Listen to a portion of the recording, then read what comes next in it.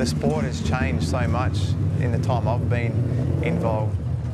We've gone from something that's been basically unchanged for 10 years and it's had massive change now in the last year, and the racing's still as good as what it's ever been. I've had the opportunity to be in a factory team, and the difference of being in a factory team to a privateer team is huge, especially now that we've got Nissan on board. You know, we've got phone calls and emails going to and from Japan with Nismo daily, and that sort of connectivity on an engineering basis is so important when you're chasing those last hundredths of a second in a race car.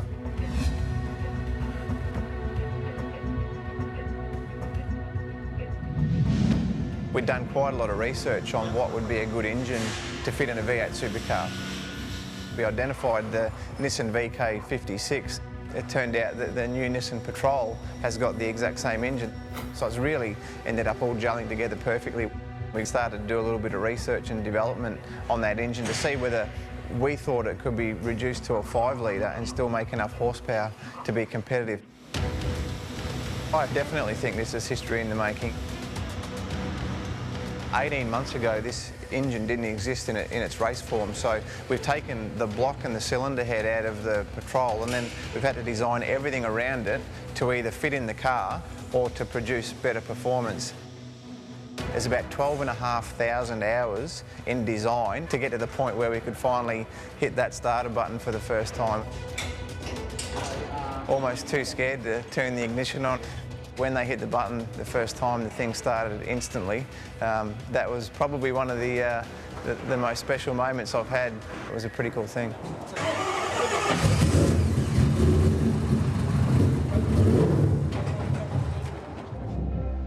One of the things that took us by surprise with the Nissan VK56 engine was how quick we got on top of the teething problems and how reliable the engine actually is.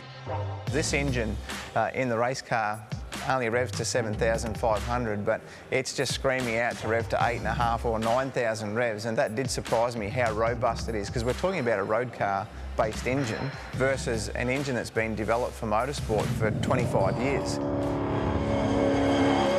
It'll do 2 or 3 times as many Ks between rebuilds as what we used to get out of our engine, so extremely reliable.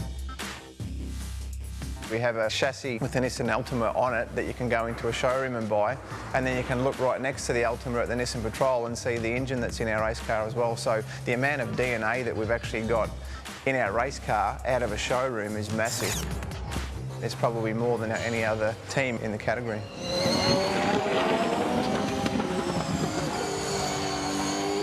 Yeah, look, the engines weren't there and then they were, from my point of view, so I don't see that there was too much work involved in it. 8 months later, they just turned up in his car. Yeah, and they worked fine, you know, so I just assume it was all pretty easy.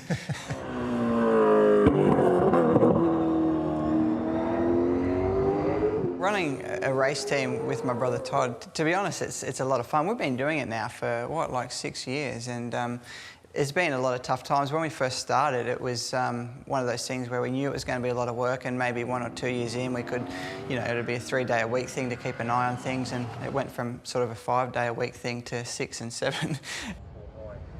When you do step back and have a look at what we've been able to achieve as brothers and as Nissan Motorsport, it's pretty cool.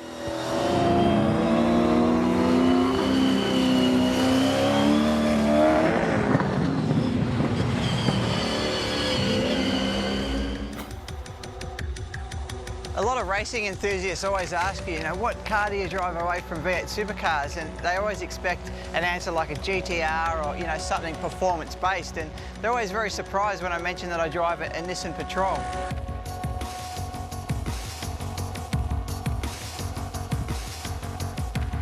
The engine inside this is obviously the VK56, which we use in the V8 Supercar, and you really can notice it. When you put your foot down in this thing, you can hear the angry V8 under the bonnet really get the Patrol, really spinning up the road. And for us, that's quite exciting. You always love that sound in a road car when you put your foot down and you can hear a V8.